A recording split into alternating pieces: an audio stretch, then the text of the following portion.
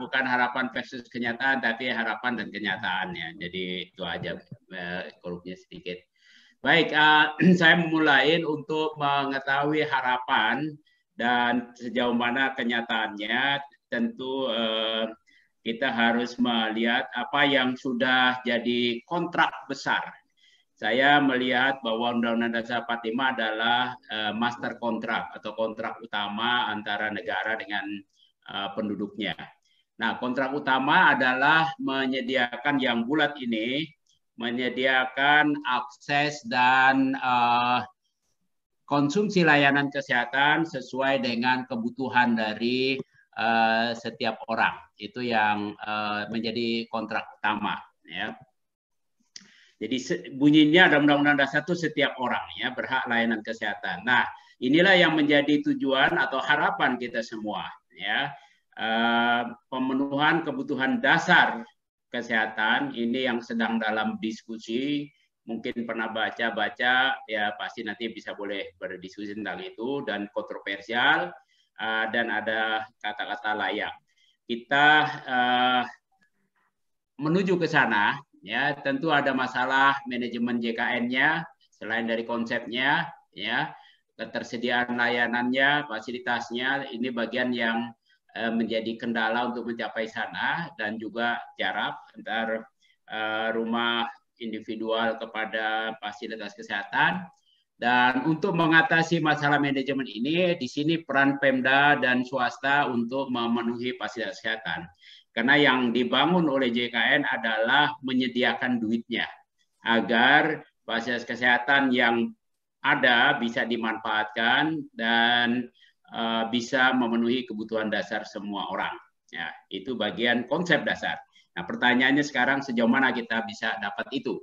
Untuk mencapai tujuan tadi, kita mengembangkan yang namanya JKN, bertujuan untuk memberikan layanan kesehatan berkeadilan, dengan rancangan BPJS Kesehatan sebagai badan publik tunggal, ya, dia mempunyai kekuatan yang namanya monopsoni, bukan monopoli, tapi monopsoni. Monopsoni artinya pembeli tunggal, itu desainnya untuk kebutuhan dasar, bukan berarti semuanya juga, tapi untuk kebutuhan dasar kesehatan, ya. Dan desainnya adalah BPJS tidak menentukan secara sepihak. Karena apa? Karena dia badan publik, bukan perusahaan. Jadi badan publik itu milik kita semua sesungguhnya. Ya. Nah, tugasnya sebetulnya mirip amil dalam urusan zakat. Kalau buat umat Islam itu ada zakat. Zakat itu kewajiban dari umat yang mempunyai pendapatan di atas threshold, di atas nisab, dan itu dikumpulkan oleh amil untuk dibagikan kepada yang berhak. Kira-kira mirip sama, di sini juga desainnya semua orang yang tidak miskin, jadi punya nisab, cut off point, wajib mengiur, dan iurannya dikelola semacam kayak zakat, karena memang proporsional juga terhadap pendapatan, dikelola oleh BPJS Kesehatan, ya, untuk mendanai risiko kesehatan setiap orang Indonesia. Nah, kemudian BPJS juga membayar Paskes, baik besaran maupun caranya, itu di dalam Undang-Undang ASN adalah berbasis kesepakatan antara BPJS di suatu wilayah dengan Asosiasi Fasilitas Kesehatan. Nah, ini harapan besar yang prosesnya sampai saat ini belum difasilitasi, ya, belum dilaksanakan pasal ini, ya, sayangnya memang. Nah, peserta mempunyai kebebasan memilih dokter dan rumah sakit. Ya. Tentu ke rumah sakit harus ada rujukan, tapi bebas memilih. Ini konsep dasarnya. Nanti kita bisa bilang apakah ini sesuai dengan kenyataan. Ya. Tujuannya apa? Tujuannya terjadi persaingan sehat antar fasilitas kesehatan. Di sini konsep dasar yang kita gunakan adalah money follow patient. Jadi kemana pasien pergi, duitnya akan bayar. Ya, pasiennya pindah kabupaten untuk dirujuk ke kota lain atau ke ibu kota, tetap dibayar. Duitnya akan mengikuti pasiennya. Pasiennya dirujuk ke rumah sakit swasta, ya duitnya akan ke rumah sakit swasta. Nah, itu bagian yang didesain dalam ini. Obat dan bahan habis pakai ini diatur sedemikian rupa harganya, tetapi tujuannya adalah mempunyai kecukupan untuk memenuhi kebutuhan dasar pasien, ya. Agar tidak ada moral hazard, kesehatan dibayar secara prospektif. Nah, ini bagian yang juga sering tidak dipahamin dengan komentar seolah-olah JKN memberikan jaminan yang tanpa batas. Ada batasnya, kita membatasi pada bukan dengan nilai uang, tetapi dengan sistem pembayaran. Tujuan akhir sesuai dengan benchmark WHO adalah out of pocket yang dikeluarkan oleh bangsa Indonesia secara rata-rata di bawah 20% dari belanja kesehatan rumah tangga. Ya, ini tujuan utamanya. Nah, sejauh mana kita sudah capai dalam masuki tahun ke-7 ini? Sebelum kita menjawab sejauh mana dicapai, mari kita lihat dulu apakah kita mampu menyediakan layanan yang berjudul ekuitas.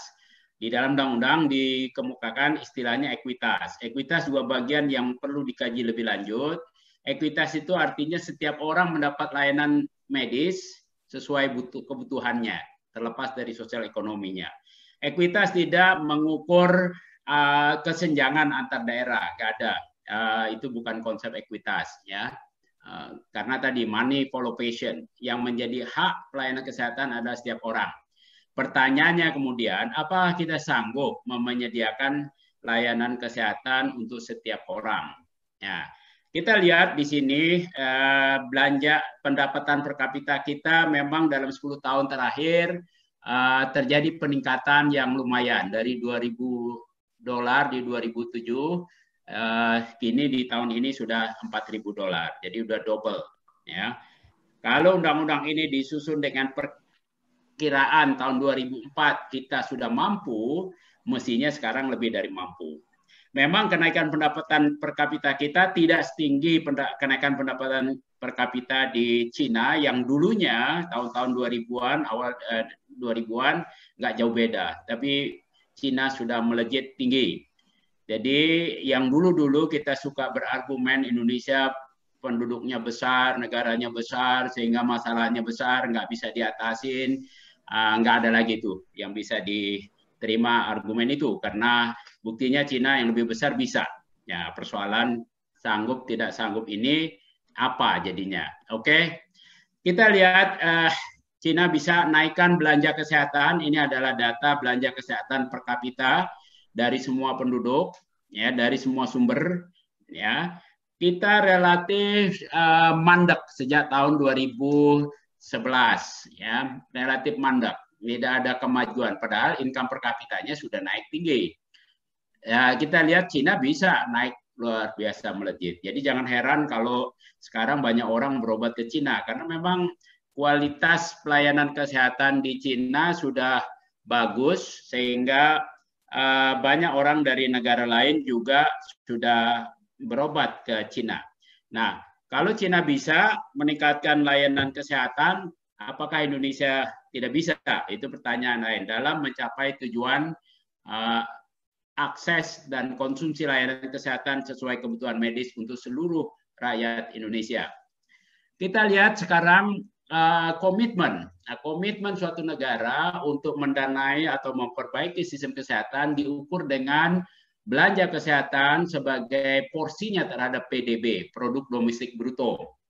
Coba kita lihat, Indonesia ada kemajuan, ya, dari tahun 2007 2,88%, 2,9%, di tahun 2017 2,99%. Kemajuannya sangat-sangat sedikit. Kita lihat Cina dari 3,6% sudah naik menjadi lewat 5%. Ya, ini bagian yang kita lagi-lagi perlu belajar dari Cina barangkali, yang sudah disuruh belajar dari zamannya Rasulullah 14,5 abad yang lalu, tapi kita belum mulai juga nih, ya, sayang sekali. Jadi kita masih mandek. Pertanyaannya, apakah memang kita tidak bisa atau kita tidak mau? Ya, oke. Nah, sekarang satu indikator penting di dalam jaminan kesehatan atau universal health coverage adalah tadi saya sudah singgung besaran out of pocket dari kantong rumah tangga itu kurang dari 20%. Benchmark WHO itu yang garis-garis ini kurang dari 20%. Kita alhamdulillah selama 5 tahun terakhir sudah turun menjadi 32%. Ya, ini data ini 2017 35, 2018 32%. Sudah lumayan turun ya. Ini karena ada JKN.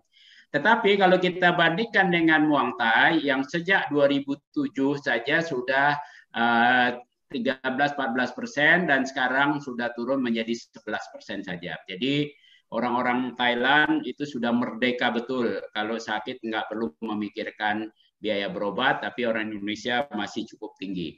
Kita lihat apakah sudah mendekati atau masih jauh. Ya. Baik, kita sekarang melihat kondisi makro kayak begitu. Pertanyaannya, apakah kita sudah mengejar ketertinggalan kita kalau lihat dari negara-negara lain? Nah, kalau saya amatin dari diskusi-diskusi di sosial media, di berita-berita, ini yang saya coba grouping, identifikasi yang saya tantang namanya nih fakta atau mitos. Banyak sekali mitos-mitos yang muncul selama proses JKN berjalan 6,5 tahun ini, ya. Ada yang bilang orang miskin mensubsidi orang kaya, itu mitos, nggak bisa. Orang dia nggak bayar apa-apa kok mensubsidi. Ya, JKN memberatkan penduduk iurannya, juga mitos. Ya, defisit JKN karena moral hazard fasilitas kesehatan, juga mitos. Nanti kita akan bahas. Ya, manfaat JKN paling royal tanpa batas, mitos. Ya. Defisit JKN karena mismanagement BPJS, mitos juga, nggak ada fakta-fakta. Ya, negara belum sanggup mendanai JKN, ini juga saya bilang mitos. Kalau belanja kesehatan cuma kurang dari 3% kok nggak sanggup. Oke, tapi untuk mengatakan mitos atau fakta, mari kita bicara data. Kita bicara fakta bahwa persepsi atau penilaian terhadap fakta berbeda, it's okay. Kita lihat ini dari laporan BPJS Kesehatan. Ini adalah grafik perkembangan cakupan kepesertaan, tapi mesti dipahami, cakupan kepesertaan belum berarti cakupan perlindungan kesehatan dari kemiskinan, dari pemiskinan, ya. Dari segi registrasi terdaftar, oke, sudah 84% penduduk Indonesia tahun 2019 Desember terdaftar di BPJS Kesehatan. Memang ini sebuah cakupan, sebuah prestasi tercapai. Ya. Siapa aja mereka? Kalau lihat secara jujur, memang 55%-nya masih terdaftarnya karena didaftarkan oleh pemerintah, jadi PBI nasional dan oleh Pemda, PBI daerah, ya, yang total berdua berjumlah mencapai 50 hampir 60%, ya, hampir 60%, 59%. Nah, ini bagian pencapaian, tetapi harapannya masih belum tercapai dengan konsep dasar di mana yang mampu mengiur dan tidak mampu dibantu iurannya. Ya, pertanyaannya apakah yang mampu cuma sebagian yang 40% saja? Ya, itu pertanyaan besar. Oke, kalau kita lihat soal defisit, wah ini yang bikin heboh, 5 tahun defisit terus. Tapi kalau lihat data laporan dari BPJS yang sudah diaudit, 2019 tampaknya ada kelihatan mulai ada angin segar karena jumlah penerimaan iuran 111 triliun, tapi belanja kesehatannya 108 triliun. Jadi sudah mulai ada surplus. Ya mudah-mudahan nggak bikin heboh terus lagi. Ya, tapi masih ada isu-isu kehebohan lain. Ini juga yang dibikin berita-berita yang seringkali membuat kasihan juga orang-orang yang menderita penyakit tidak menular ini. Ini yang kaitannya dengan kegiatan saya yang lain, yaitu pengendalian konsumsi rokok, karena hampir kebanyakan dari penyakit-penyakit ini yang kata BPJS katastrofik, sebetulnya nggak katastrofik karena udah dijamin. Ya, kalau bayar sendiri memang katastrofik. Mereka menjadi seolah-olah menjadi hujatan sebagai penyebab defisit. Padahal justru di dalam jaminan kesehatan, orang-orang yang inilah yang harus kita gotong, kita bantu, agar mereka yang tidak sanggup bayar sendiri menjadi ringan bebannya karena ditanggung bersama oleh seluruh rakyat. Ya, ini sisi pandang lain. Anda punya data bisa sama, tetapi persepsinya, pandangannya bisa berbeda. Ya. Apakah DKN sudah mempunyai peran besar? Nah, ini data fakta lain ya dari National Health Account yang teman-teman FKM UI ini yang ngerjain, Bu Beki, Bu Mar, dan teman-teman lain. Kalau kita lihat, memang porsi belanja dari asuransi kesehatan sosial JKN meningkat dari 6,5% terhadap total belanja kesehatan di tahun 2012. Waktu itu masih terpisah JKN-nya dengan JPK Jam Sostek, Jamkesmas dan sebagainya, menaik menjadi 23% atau kurang lebih ya 4 kali lipat terjadi kenaikan porsi ya. Tapi kalau kita lihat porsi JKN 22,9% ini untuk mengcover penduduk yang 83% tadi tidak balance, timpang ya. Mestinya kalau memang 80% penduduk udah di cover, ya besar porsinya juga sebesar itu mestinya. Atau paling tidak sedikit lebih rendah. Dan di sini kita lihat terjadi ketimpangan kalau kita melihat data makro. Ya. Nah, masalahnya di mana? Masalahnya di JKN ini sekarang ini yang utama hanya persoalan iuran JKN yang tidak memadai. Iuran JKN itu dari mana hitungannya? Kita menghitung berapa jumlah klaim ke seluruh peserta, ditambah biaya operasional BPJS. Ramai juga dibicarakan. Ini biaya operasionalnya terlalu besar, apa tidak? Ya sekarang ini sekitar 4%-an, ya nggak sampai 5% dari total iuran yang diterima. Nah, yang bermasalahnya adalah di sini. Ketika kita menghitung jumlah klaim, itu adalah jumlah orang yang berobat dikali besaran rata-rata nilai CBG. CBG-nya ini yang bermasalah, ya. Nanti saya jelaskan beberapa masalahnya. Ditambah juga jumlah peserta dikali kapitasi, karena peserta ini kapitasi untuk seluruh peserta, dia berobat tidak berobat dibayar. Ini juga bermasalah, ya, dalam JKN sampai sekarang. Nah, harapannya tentu nggak ada masalah. Nah, kalau kita zoom JKN terhadap tenaga kesehatan, peranannya adalah dia menjadi frontliners. Fasilitas kesehatan itu frontliner, khususnya fasilitas kesehatan UKP ya, karena kita bicara PKM ini ada UKM-nya. UKM secara undang-undang, baik undang-undang kesehatan maupun undang-undang SISN itu dikelola oleh Pemda.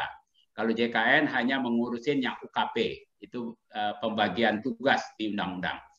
Nah, keberhasilan JKN sesungguhnya ada pada keberhasilan di fasilitas kesehatan. Kalau di layanan medis dicukupin, pasiennya happy, JKN akan sukses, akan sustain. Tapi kalau di sini berantakan, ini bagian masalah yang jadi ancaman. Ya, masalahnya adalah layanan medis sangat asimetrik, mudah timbul moral hazard oleh dokter. Kenapa? Pasien sangat tidak memahami. Yang kedua ini, pasien ignorance. Jadi seringkali pasien nuntut macam-macam, dokternya bilang nggak perlu. Tapi kadang-kadang juga pasien nggak nuntut, dokternya bilang kamu perlu. Tergantung insentif finansial pada dokter dan fasilitas kesehatan. Ya. Nah, informasi administrasi juga rumit. Jadi di sini peran dari BPJS menjelaskan harusnya lebih tinggi lagi, karena itu di dalam undang-undang sudah dirumuskan dengan spesifik bahwa tugasnya BPJS adalah memberikan informasi hak dan kewajiban peserta. Nah, ini kurang mendapat perhatian, sehingga seringkali keluhan dari teman-teman di fasilitas kesehatan, mereka lah yang menjadi tugas penjelasan tapi nggak dibayar untuk tugas itu. Itu keluhan. Ya, nanti kita lihat diskusikan.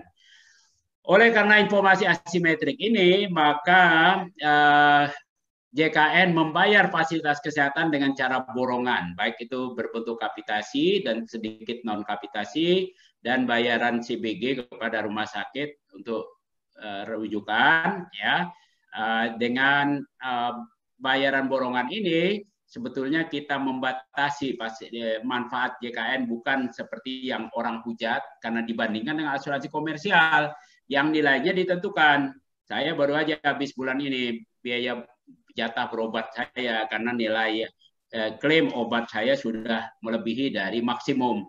Kita tidak memakai batasan memberi maksimum biaya berobat karena itu tidak sesuai dengan kebutuhan dasar rakyat, tapi kita membatasi dengan membayar fasilitas kesehatan prospektif. Fasilitas kesehatanlah yang mengatur mana yang lebih murah, lebih efisien. Kalau saya memilih sendiri seperti pada asuransi komersial yang jujurnya saya punya, obatnya saya yang minta, saya mau, ya tentu saya pilih yang mahalan sedikit, persepsinya yang bagus dan sebagainya. Nah, ini merupakan informasi yang belum seimbang dalam produk, ya. Nah, masalahnya kapitasi apa? Tadi saya sudah singgung, bermasalah dalam kapitasi, juga dalam CBG. Ini 6 tahun nggak naik, tidak berubah bayarannya. Ini bagian terbesar yang menunjukkan bahwa JKN tidak berjalan normal, ya, karena dimanapun orang tahu bahwa bayaran harus disesuaikan tiap minimal 2 tahun sekali kayak jalan tol, ya. Ini fasilitas kesehatan FKTP dipaksa terus kerja, ditambah lagi BPJS, tambah lagi tugas-tugasnya, mesti bikin ini, mesti laporan ini, mesti akreditasi dan sebagainya, padahal bayarannya tidak mengikuti. Ini tidak sesuai dengan prinsip kontrak yang berkeadilan. Kontrak yang berkeadilan kalau ada tambahan tugas, tambahan kewajiban, harus ada tambahan hak, tambahan bayaran, ya. Nah, juga jumlahnya terlalu banyak di daftar di puskesmas. Kalau tidak salah sekitar 80% peserta masih di daftar puskesmas. Rasio yang harusnya konsensusnya dulu tahun 2017 satu dokter melayani 5.000 peserta masih belum berjalan. Ini masalah di BPJS Kesehatan yang belum melakukan redistribusi dari peserta. Akibatnya terjadi penumpukan peserta di puskesmas dengan angka utilisasi yang dipaksa-paksa belum optimal, ya. Dalam CBG juga tidak beda jauh karena juga relatif sama, tidak ada perubahan bayaran dalam 6 tahun terakhir, hampir 7 tahun, ya. Dan sayangnya juga besaran CBG berbeda jauh antara bayaran CBG untuk rumah sakit kelas A sampai dengan rumah sakit kelas D, yang sebetulnya untuk severitas yang sama, yang seharusnya hal ini tidak terjadi, ya. Mudah-mudahan pada tahun ke-7 ke-8 besok kita sudah bisa merevisinya. Perbedaan besaran antara rumah sakit milik pemerintah dan milik swasta beda tipis, tidak memadai untuk kompensasi investasi atau belanja pegawai. Karena rumah sakit pemerintah kan masih ada investasi dari pemerintah, ada belanja pegawai. Tapi kalau sudah dibayar cuma 3 atau 5% lebih rendah dari rumah sakit swasta, tidak memadai itu, ya. Nah, sebagian CBG memang sudah terlalu besar dan sebagian terlalu kecil. Ini terjadi karena memang pada waktu penghitungan besaran CBG terdapat peran-peran siluman, kalau boleh dibilang invisible hand, yang menyebabkan nilai CBG untuk suatu spesialisasi tertentu bisa lebih tinggi memadai dan yang lain kurang, ya. Nah, mudah-mudahan ini bisa merubah dalam waktu dekat. Harusnya besaran CBG justru diatur lebih tinggi untuk rumah sakit kelas C dan D, di mana di situ lebih banyak digunakan oleh peserta di daerah, sehingga akan mendorong para dokter dan fasilitas kesehatan ke daerah kecil. Ini salah satu contoh aja tarif CBG, banyak sekali. Kita lihat di rumah sakit kelas C dan kelas D untuk prosedur yang ini yang saya ambil contoh aja.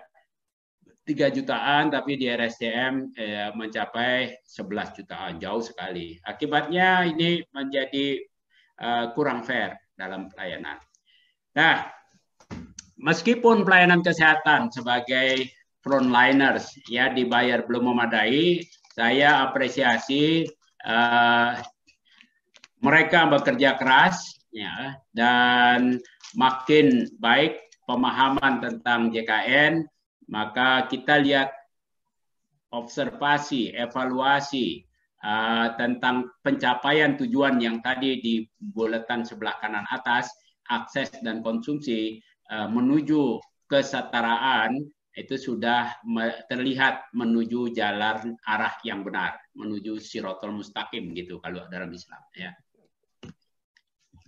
Nah, bagaimana kita mengukurnya? Di dalam buku statistik JKN yang bulan lalu di launching oleh DJSN dan BPJS Kesehatan, di mana saya dan teman-teman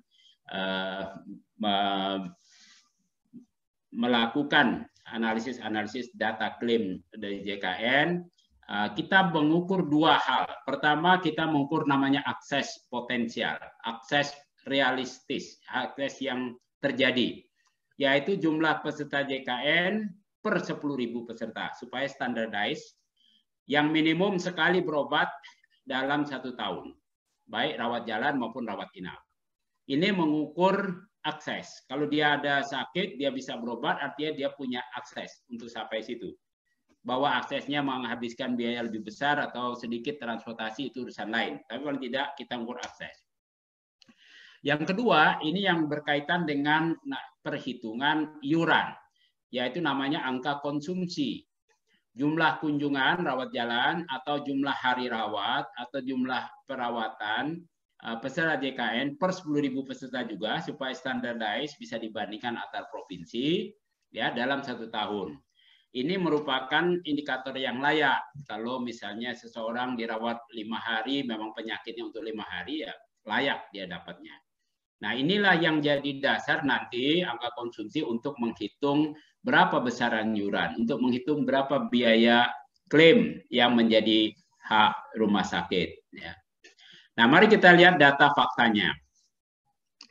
Dari perluasan cakupan pesertaan, kalau tadi saya kasih di tahun 2019, sekarang saya sajikan antara 2014-2018, 2019 belum selesai karena baru kelar auditnya. Kita lihat peningkatan peserta yang tertinggi adalah peserta PBPU ya, dan PBI APBD yang naik 240%. Ini menunjukkan PBPU adalah orang yang tidak bekerja dapat upah sehingga dia harus mendaftar sendiri. Kalau dia mendaftar sendiri merupakan sebuah bukti kepercayaan bahwa mereka berharap betul JKN bisa memenuhi hak-hak mereka. Nah, itu naik 240% dalam 5 tahun. Sementara peserta PPU, penerima upah pegawai, naiknya 105%. Karena apa? Ini didaftarin oleh majikannya. Masih banyak juga majikan yang belum mendaftarkan. Ya, kenaikan tertinggi peserta kita lihat di mana? Ini di dalam data statistik JKN, Anda bisa download, unduh dari websitenya DJSN. Kenaikan tertinggi di Kalimantan Tengah. Ya, jadi kita bisa lihat bahkan di daerah-daerah kota besar saja yang terjadi kenaikan kemajuan, tetapi di kota kecil. Memang Papua menjadi terendah karena populasinya yang sulit. Kalau kita lihat pertumbuhan antara biaya per orang per tahun dan iuran per orang per tahun, data ini menunjukkan, ini bisa juga dilihat dari buku statistik JKN dan laporan BPJS dikombinasikan. Ini saya pinjam dari Bu Asih waktu menyajikan statistik JKN. Kita lihat iuran peserta selama 6 tahun selalu di bawah dari dan di 2019 sudah mulai menyatukan ya. Nah, pertanyaannya kenapa bisa begitu?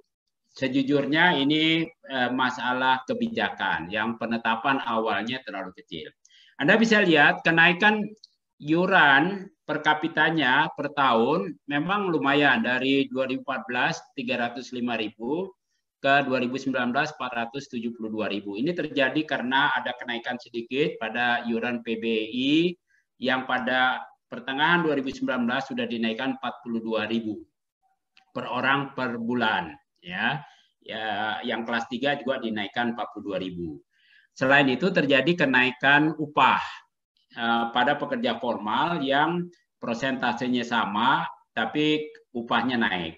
Juga terjadi pada tahun ini kenaikan lagi karena ada batas upahnya yang naik dari 8 juta menjadi 12 dan berlaku baik bagi pegawai negeri maupun pegawai swasta. Ini perubahan. Nanti kita akan sajikan lagi. Jadi kalau kita lihat grafik ini selalu defisit memang, tapi ada tren baik satu tahun terakhir untuk mengoreksi defisit. Ya. Kalau kita lihat utilisasi adalah angka di mana masyarakat menggunakan pelayanan kesehatan. Nah ini juga datanya probabilitas, ya, ekivalen dengan per 10.000, tapi ini per probabilitas. Kita lihat angka utilisasi outpatient, ya, probabilitasnya naik tinggi. Begitu juga angka utilisasi inpatient juga naik dari 4% menjadi 7% peserta JKN yang dirawat inap dalam setahun. Ya. Nah, kenaikan ini sayangnya tidak diikuti dengan perubahan kenaikan iuran yang sejak awal tidak berubah, masih tetap 5%, kenaikannya sedikit. Ini menyebabkan terjadinya defisit. Apa itu defisit? Defisit adalah revenue dikurang expenditure lebih kecil dari nol. Harusnya revenue dikurang expenditure lebih besar dari nol, itu supaya surplus. Nah, bagaimana menyelesaikannya? Bukan hanya ekspenditurnya ditekan, tapi revenue-nya bisa dinaikkan. Ya. Banyak orang berpikir sekarang untuk mengurangi defisit, dia tekan-tekan belanjanya. Nah, itu bagian yang keliru. Apakah angka utilisasi tadi sudah betul? Saya menilai itu masih underestimate. Karena apa? Kalau kita lihat jumlah proporsi peserta, maka ada peserta yang hijau ini, dia tahu bahwa dia peserta JKN, dia sadar dan dia mau menggunakan. Maka ini masuk ke klaimnya BPJS. Klaimnya BPJS baru kita pakai untuk dasar menentukan iuran. Sehingga bisa jadi keliru lagi penetapannya. Kenapa? Karena orang yang tidak tahu dan nggak pernah menggunakan, yang kuning ini nggak pernah terdeteksi dari data klaim BPJS. Apalagi yang tidak tahu, banyak peserta PBI nggak tahu kalau dia didaftarin. Pegawai pun banyak yang tidak tahu kalau dia sudah didaftarkan. Nah, oleh karena itu, angka utilisasi yang ada di BPJS atau yang dilaporkan dalam laporan tahunan BPJS cenderung underestimate. Mari kita lihat akses rawat jalan tingkat pertama. Berdasarkan kelas perawatan, hak kelas perawatan. Kita lihat terjadi peningkatan pada seluruh kelas perawatan, tetapi peningkatan tertinggi pada perawatan kelas 3. Nah, kita tahu peserta yang mengambil kelas 3 adalah peserta PBI dan peserta mandiri yang memilih iuran kelas 3. Sementara peserta yang bergaji pegawai hanya ada di kelas 1 dan kelas 2. Terjadi peningkatan akses rawat jalan, ya, dan ini per 100.000, per 10.000. Artinya ini sudah standarisasi, bukan karena jumlah pesertanya naik, ya, tapi ini sudah dihitung per peserta pada tahun 2014 sampai 2018. Ini menunjukkan bahwa JKN telah berjalan sesuai arahnya, khususnya mempunyai dampak terbesar pada masyarakat kelompok ekonomi bawah yang haknya ada di kelas 3 kalau dirawat. Ya. Ini bukti kenaikan. Nah, kita lihat lagi admisi. Admisi adalah orang yang dirawat inap di rumah sakit. Kita lihat berdasarkan kelas, dibandingkan dengan tahun pertama terjadi tahun 2014 namanya euforia. Kalau dalam asuransi namanya switch effect. Sebelumnya tidak ada asuransi, diasuransikan. Tentu yang kelas 1, kelas 2 relatif pendidikannya lebih tinggi, lebih melek. Jadi dia cepat menggunakan dan umumnya mereka juga tinggal di perkotaan karena bekerja pada industri, kantor dan sebagainya sehingga akses lebih mudah. Maka angka utilisasinya tinggi. Tapi kemudian switch effect sudah mulai berkurang, need-nya yang tertahan sebelumnya tidak berobat karena tidak ada jaminan sudah terobati, maka semakin lama semakin menurun. Maka kita lihat terjadi penurunan rate pada kelas 1 dan kelas 2. Sementara yang kelas 3 yang tadinya tidak punya akses yang baik, kemudian mulai dijamin, tapi banyak yang tidak tahu di awal tahun bahwa dia didaftarkan oleh pemerintah atau oleh Pemda, maka dia tidak menggunakan. Tapi over time dia makin tahu, maka terjadi peningkatan akses pada kelas 3. Ya, 40%, sementara di kelas 1, kelas 2 terjadi penurunan karena sudah terpenuhi need sebelumnya. Tinggal yang baru-baru, need yang terjadi yang baru yang timbul. Nah, begitu juga angka hari rawat. Angka hari rawat adalah jumlah hari seseorang dirawat di rumah sakit per 10.000 peserta. Ya. Nah, ini biasanya juga mencapai maturitas dalam 5-10 tahun. Jadi kita lihat terjadi penurunan pada kelas 1, kelas 2 dan peningkatan pada yang kelas 3. Ya. One day ini akan terjadi maturitas yang bagus. Ya. Sekarang belum capai. Ya. Nah, kalau kita lihat variasi antar provinsi, karena hari rawat itu sangat dipengaruhi jumlah tempat tidur dan jumlah rumah sakit, dan kita tahu sebelum JKN fasilitas tadi mengikuti penduduk yang berkantong tebal, maka distribusinya terdistribusi secara tidak terarah, skewed kepada daerah-daerah yang berpendapatan tinggi. Sejak JKN kita lihat perkembangan jumlah rumah sakit tempat tidur mulai merata karena sekarang rumah sakit swasta pun berani membuat atau membangun rumah sakit di daerah kecil yang orang-orang miskin, misalnya di NTT, karena ada yang bayar. Kalau dulu nggak ada yang bayar, ngapain dibikin? Pasti merugi. Kalau sekarang walaupun dibayar tidak memadai, tapi ada yang bayar, ya. Dan mereka berharap terjadi perubahan kenaikan bayaran. Maka kita lihat angka-angka tadi di DKI malah terjadi penurunan dalam 5 tahun, tetapi di daerah-daerah lain terjadi kenaikan. Jawa Timur mengalami kenaikan tertinggi dan di daerah lain relatif bervariasi. Secara nasional terjadi kenaikan 10%. Anda bisa lihat ini di data statistik JKN yang sudah disiapkan untuk seluruh peserta. Ini juga bagian yang seringkali salah dipahamin. Ada kesalahan BPJS sejak awal melakukan analisis menunjukkan angka utilisasi antar segmen. PBI, non-PBI itu keliru besar karena tidak ada perintah undang-undang yang menjamin segmen-segmen itu mempunyai hak yang sama, tapi setiap orang. Nah, kalau karena setiap orang yang punya hak, itu undang-undangnya bunyi begitu, maka risiko sakit ada melekat pada orang itu. Dalam asuransi, risiko sakit yang dipetakan yang terpenting ada 2, yaitu umur dan gender.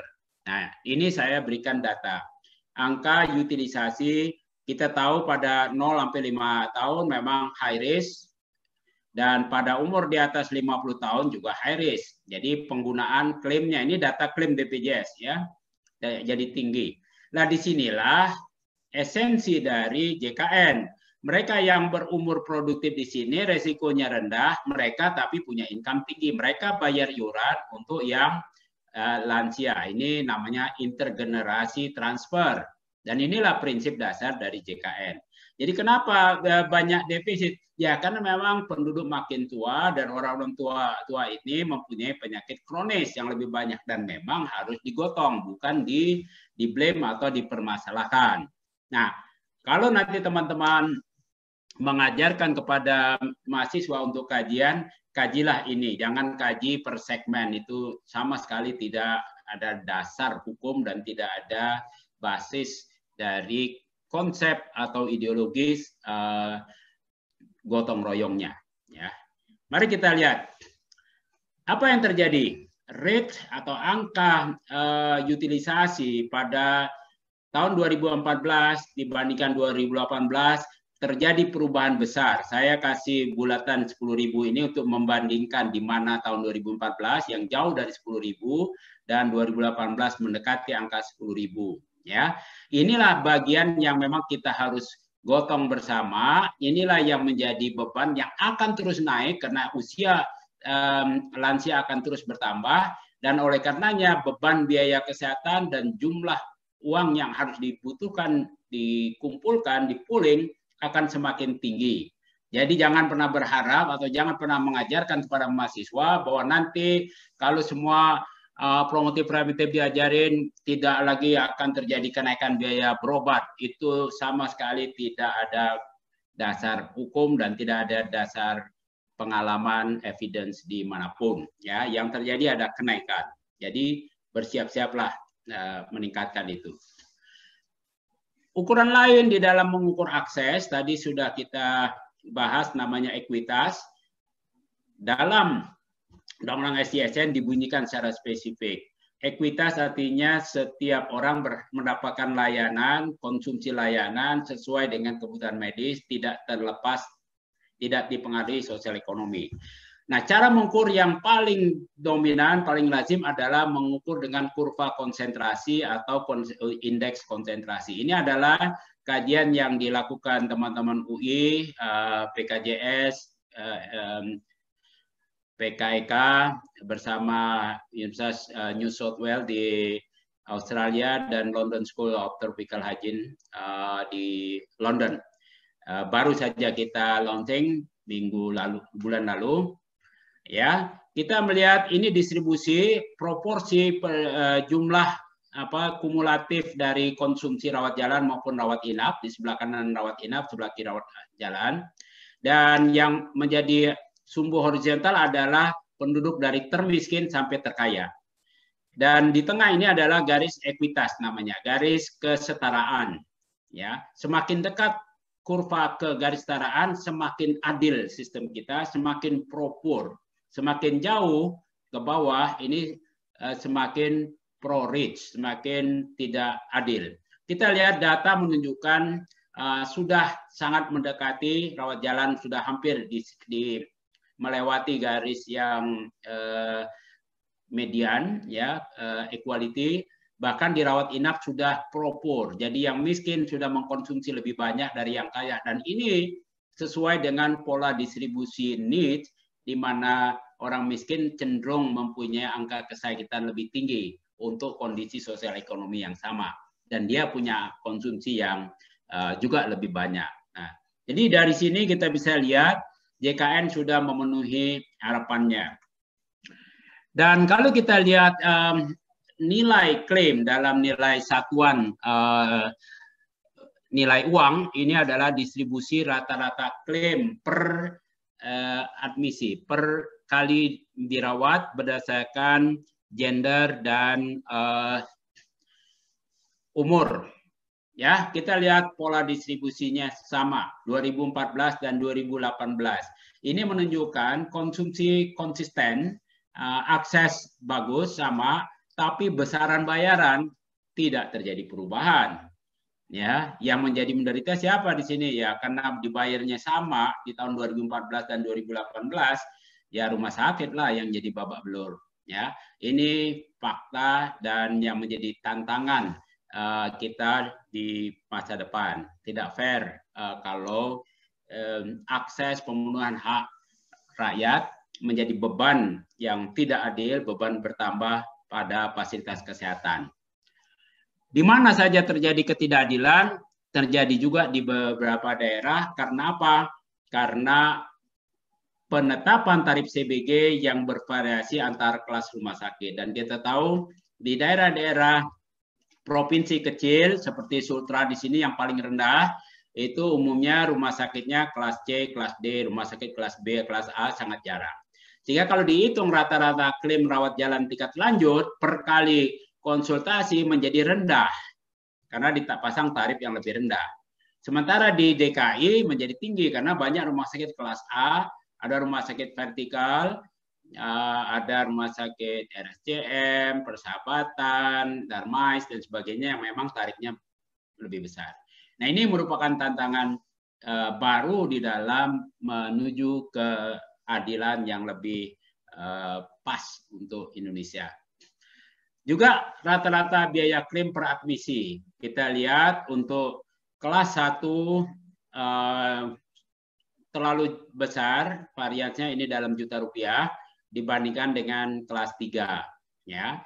Nah, ini perlu dilakukan penyesuaian tarif ya, supaya terjadi keadilan.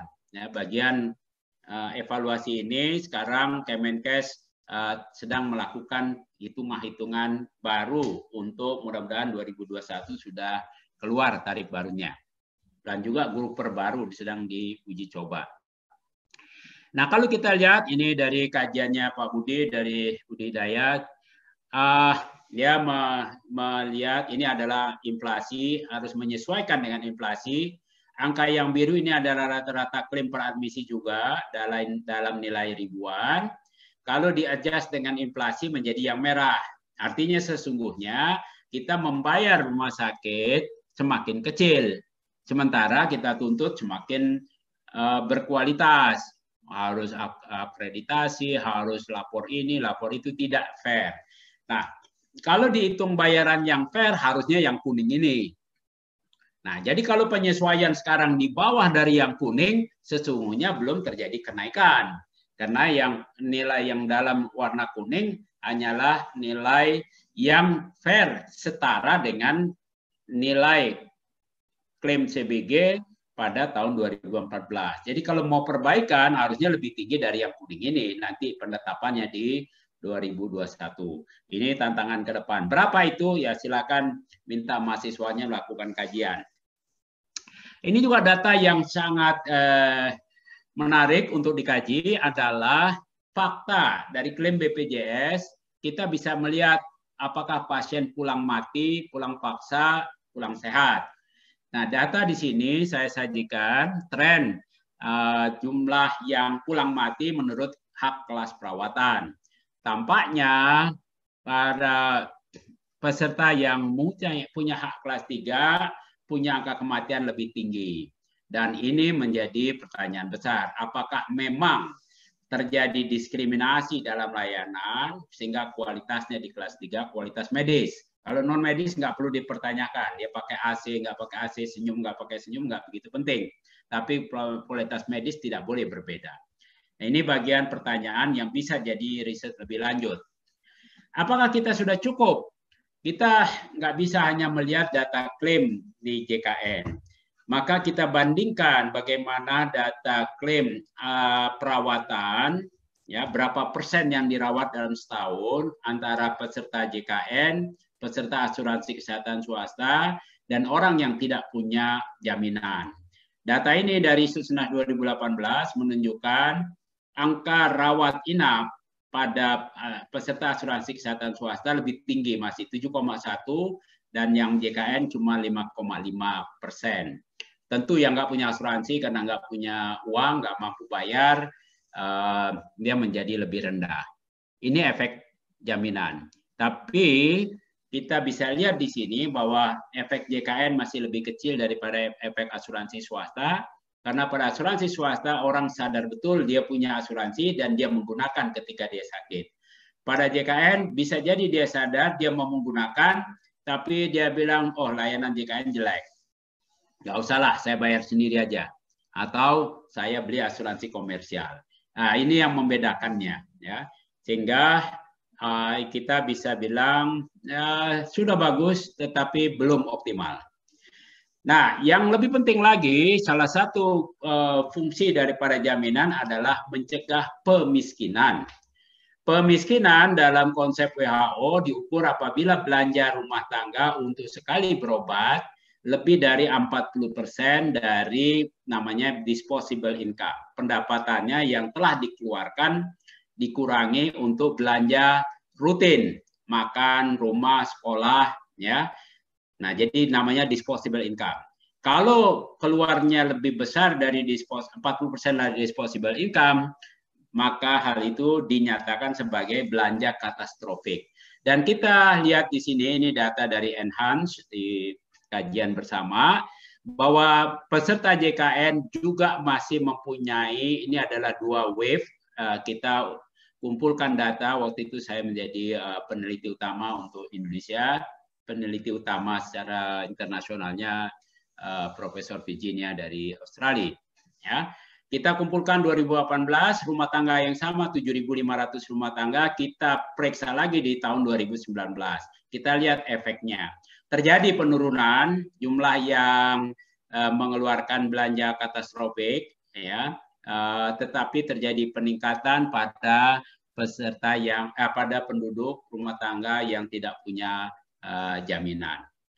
Artinya sudah ada efek, tetapi belum optimal. Harusnya 0 ya di sini. Bahkan yang terbaik 0 di bawah 10% di sini. Itu yang terbaik. Ya. Oke, kesimpulan secara umum, kalau kita menggunakan kesimpulan mengukur universal health coverage, kita menggunakan alat ukur yang benar. Jadi kalau mengukur suhu tubuh kena COVID apa enggak, ya boleh pakai termogan, tapi tetap yang diukur berapa suhu tubuhnya, berapa derajat Celcius. Nah, WHO merumuskan namanya kubus, Universal Health Coverage. Kalau diukur dengan kubus, kita melihat cakupan peserta yang kuning ini sudah 80%. Ini sorry saya belum adjustasi, masih 77 waktu dibuat waktu 77%. Ini sekarang 84%, tapi kalau melihat proteksi realnya tadi 29,9%. Jadi belum mencapai perlindungan terhadap risiko kesehatan. Dan oleh karenanya OOP-nya masih tinggi, masih 32%. Harusnya nanti OOP-nya lebih rendah. Tapi pelayanannya komprehensif sudah betul. Ya, kita melayani A sampai Z, semua penyakit dijamin, nggak ada yang tidak. Nah, di sini yang kemudian karena defisit JKN banyak orang berpikir keliru, kurangin defisit, kurangin manfaatnya, turunin manfaatnya, itu melanggar hak. Bukan kurangin manfaatnya untuk menyelesaikan defisit, tapi naikkan pendapatan. Ya, nah pertanyaannya, ya, untuk menaikkan pendapatan karena iurannya masih terlalu kecil, besaran bayaran juga terlalu kecil sehingga kualitas bisa jadi jelek, ya. Maka kita harus melakukan perubahan-perubahan. Ya. Selain itu, kita juga harus melakukan adaptasi teknologi baru yang saat ini mungkin belum semuanya kita ambil. Ya.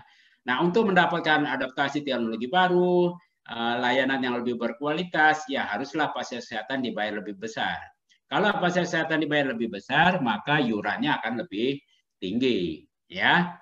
Nah, kita juga perlu mengembangkan supaya fasilitas kesehatan kita bisa bersaing dengan rumah sakit di Malaysia, di Thailand, di Cina, ya. Nah, itulah bagian yang menjadi tantangan kita ke depan. Ya, untuk itu diperlukan dana yang lebih besar. Pertanyaannya adalah, apakah kita sanggup? Lagi-lagi, apakah kita sanggup? Nah, untuk mencapai itu, alhamdulillah sudah ada sedikit kemajuan. Ini ada slide-nya dari Kementerian Keuangan. Kita lihat Kementerian Keuangan untuk peserta PBI yang dulunya alokasinya cuma 25,5 triliun selama 2015, 2018, 2019 sudah mulai naik nambah karena jumlah peserta yang ditambahin. 2020 sudah naik dialokasikan 48,8. Begitu juga Pemda sudah naik, ya. Ini peserta PPU adalah pegawai negeri. Ya, tentu kalau pegawai negeri naik karena gajinya naik dan juga batas upahnya naik. Dan ada subsidi untuk peserta PBPU yang iurannya tetap ditetapkan 42.000 kelas 3, tapi pesertanya hanya bayar 25.000. Jadi disubsidi sebagian. Ini juga sudah merupakan tanda-tanda ada persepsi bahwa oh kita mampu kok, kita naikin, ya. Tadinya sampai 2019 sulit sekali, ya. Dan kemudian juga Kementerian Keuangan sudah mulai juga mencoba menghitung-hitung bagaimana perkiraan defisit, bagaimana surplus dan sebagainya. Artinya sekarang masalah JKN ini bukan hanya urusan orang kesehatan, tetapi sudah menjadi urusan pemerintah secara keseluruhan. Ini bagian penting transformasi karena adanya JKN, Bappenas, Kementerian Keuangan, DPR, juga lembaga internasional mulai melirik, melihat, menzooming, ya, pasang mikroskopnya. Ini juga bagian yang tadi sudah saya sampaikan dalam Perpres 64, iuran untuk kelas 3 ditetapkan 42.000, baik itu yang PBI maupun non PBI. Ini sudah kemajuan. Dulu pemerintah nggak mau, tapi sekarang sudah mulai melek, ya. Alhamdulillah. Dan karena ada keberatan iuran naik 42.000 kelas 3, harusnya nilainya segitu, ya, maka pemerintah bilang oke, yang keberatan tetap bayar 25.500, kami subsidi sepanjang tahun 2020 16.500. Tahun depan disubsidinya dikurangin lagi, kan income-nya naik. Nah, begitu kita lihat. Nah, pertanyaannya kalau income-nya naik, apa benar ya bisa naik? Mari kita lihat, ya. Bagaimana caranya? Ya, kita bisa melakukan kajian-kajian dari kemampuan masyarakat membayar iuran wajib. Ya, iuran wajib itu ada dua. Pertama namanya pajak penghasilan (PPH) dan yang kedua adalah iuran JKN. Dua-duanya adalah iuran wajib. Kita dengar dalam tahun ini bahkan ada Mahkamah Agung memutuskan, Hakim Agung memutuskan iuran dibatalkan, yang sama sekali tidak ada kewenangannya sebetulnya, tapi begitulah efek politisnya, ya. Dan banyak orang sering berteriak memberatkan, tapi dia tidak tahu juga bahwa teman-teman tenaga kesehatan juga udah berat banget gitu. Teman-teman tenaga kesehatan lebih sulit ngomongnya, ya. Ini bagian tantangan politisnya dari JKN. Kalau saya coba lakukan kajian tentang pengeluaran pendapatan per kapita per bulan dari data BPS tahun 2011-2018, ya, dengan nilai nominal dan nilai real, kita lihat terjadi kenaikan rata-rata pengeluaran rumah tangga per kapita per bulan dari 600.000 2011, ya, menjadi sekitar hampir 1,2 juta, artinya 2 kali lipat sudah naik. Nah, kalau pendapatan per kapitanya naik hampir atau pengeluaran rumah tangganya naik 2 kali lipat, mestinya iuran bisa mengikuti, karena konsep dasarnya adalah iuran sesuai dengan pendapatan. Nah, tapi ini jarang dibahas. Yang terjadi hanyalah memberatkan, itu politiknya. Kalau kita hitung dengan nilai konstan, inilah kenaikannya. Ya, nilai konstan artinya dengan nilai yang sama disesuaikan inflasi, baik di kota maupun di daerah, di desa, terjadi kenaikan sekitar 40 sampai 50% ya pada 2014-2018. Pertanyaannya, apakah tahun 2020 ini masih sama? Tentu ada terjadi penurunan, tapi sebagian masih sama, ya. Dan yang turun itu kemudian sudah dapat subsidi dari pemerintah dengan subsidi iuran. Kami juga lakukan ini di tempat saya di Health Financing Activity, Project USAID.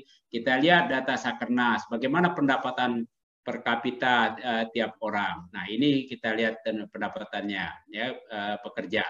Terjadi kenaikan antara yang termiskin dengan yang tertinggi. Memang sebagian kecil saja, sekitar 10% punya pendapatan per pegawai di atas 2 juta, hampir 3 juta, yang sebagian besar di bawah. Tapi kalau kita hitung iuran, ini adalah iuran kelas 1, kelas 2, kelas 3, masih di bawah pendapatan. Ya, jadi daya belinya ada, karena yang kami ukur di sini adalah belanja non makanan. Ya, jadi sudah dikeluarkan untuk belanja yang buat makanannya. Jadi nggak akan bayaran separuhnya dari ini pun nggak akan mengganggu dia makan. Itu ininya apa namanya ukurannya, ya, sehingga data objektif menunjukkan ada kemampuan membayar, dan ini simulasi yang kami hitung di HFA project. Kalau dia bayar 5%, 10%, 15% dari pendapatan per kapita dari belanja non makanannya, tidak akan mengganggu ekonominya. Dan ini menunjukkan pilihan untuk PBPU ya yang mau milih kelas 1, kelas 2, kelas 3 ya. Nah, tapi orang ribut, waduh nanti kena kenaikan iuran 150.000 kelas 1, nanti orang turun kelas. Nggak ada masalah, turun kelas itu kan cuma persoalan ruangannya saja, dari pakai AC nggak pakai AC misalnya. Kebutuhan dasarnya tidak akan terganggu. Kenapa mesti dipermasalahkan? Ya ini urusan politik saja supaya ada aja yang diomongin. Yang penting wah bikin heboh. Itu pandangan saya ya. Jadi kita harus mengukur dari segi apa yang menjadi kebutuhan medis seseorang, bukan keinginan. Nah, kalau kelas 1, kelas 2 itu keinginan. Kebutuhan medis di kelas 3. Yang nanti kemungkinan akan hanya ada perawatan itu kelas PBI dan kelas non-PBI di masa depan. Ya begitulah kira-kira yang bisa saya sajikan. Saya berusaha menyajikan apa yang jadi keinginan berdasarkan kontrak besar, master kontrak negara dan rakyatnya, dan apa yang telah dicapai. Masih ada kesenjangan antara keinginan, harapan dengan kenyataan. Masih ada. Apakah itu versus atau dan? Kalau saya tulisnya dan aja. Dua-duanya ada, kita harus sesuaikan. Yang lainnya silakan disimpulkan sendiri. Begitu Kang Dadan, moderator, mudah-mudahan bisa memicu beberapa diskusi. Saya nggak ada masalah sampai jam 3 juga nggak apa-apa. Makasih. Assalamualaikum warahmatullahi wabarakatuh. Lebih kurangnya mohon maaf. Iya. Baik, siap. Terima kasih Prof. Hasbullah. Tadi mau saya stop dari jam 14, tapi ternyata materinya menarik sekali. Ya, daripada bertanya sepotong-sepotong, daripada nanti yang ditanyakan nggak komprehensif, maka lebih baik sampai di kesimpulan. Dan akhirnya sampai juga kita pada bagaimana untuk diskusi di waktu sekarang. Baik, terlebih dahulu, Prof, saya ingin memberikan kesempatan kepada yang raise hand. Ya. Di sini yang saya ingin berikan kesempatan kepada Bu Indah Seviana ya, yang raise hand pertama. Baik, silakan Mbak Love atau Mbak Yuli untuk bisa memberikan kesempatan pada Bu Indah Seviana untuk bertanya langsung.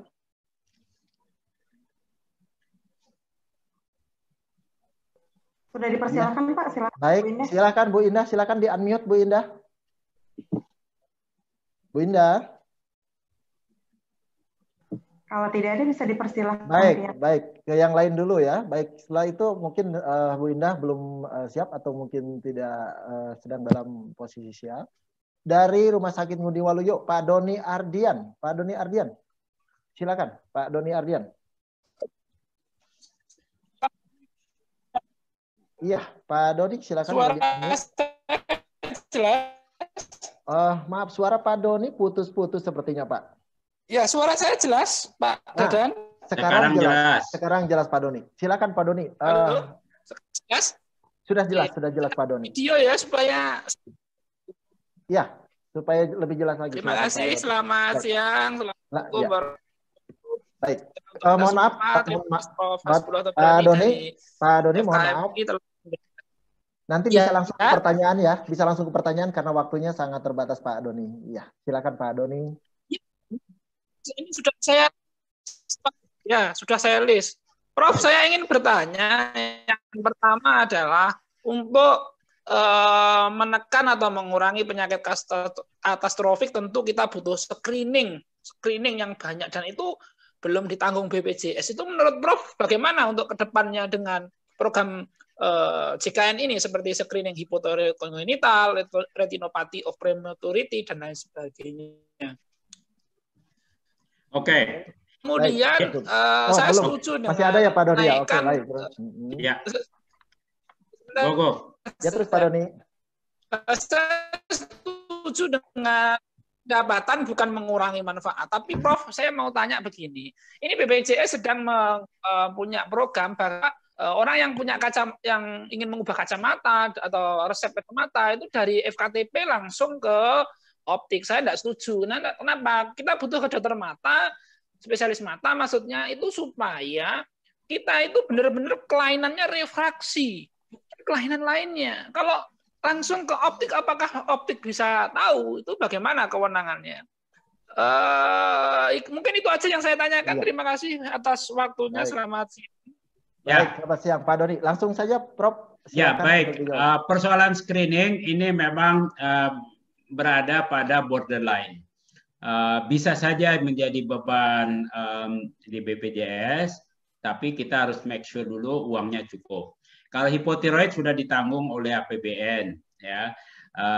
Yang kedua ya melalui APBN atau APBD, di mana memang APBN dan APBD sudah mempunyai alokasi juga. Kita lihat di Undang-Undang Kesehatan sudah dibagi dua. Untuk promotif preventif, screening kan sebetulnya sebuah preventif dari kerugian di masa depan yang lebih besar. Maka tugas utamanya ada pada pemerintah dan Pemda. Sementara untuk yang promotif, yang preventif individual UKP bisa jadi juga screening karena di situ yang overlapping bisa ditanggung di BPJS. Nah, tapi karena keadaan keuangannya yang masih belum memadai, sekarang memang belum dimasukkan di BPJS. Bisa dimasukkan, tapi harus diperhitungkan berapa nilai yuran yang bisa mengcover itu.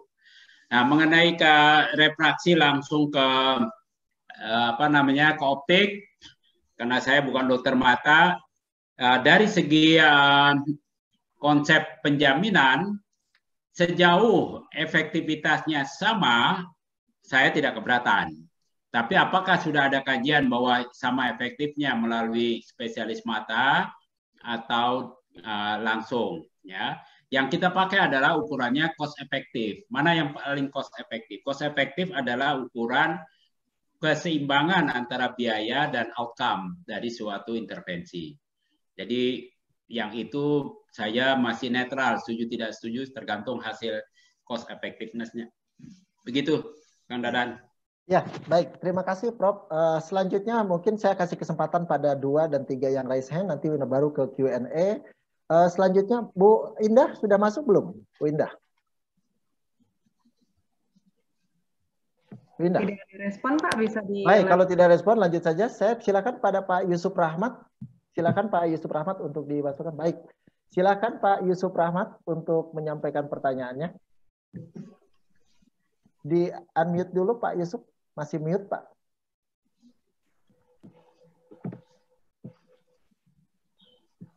Pak Yusuf.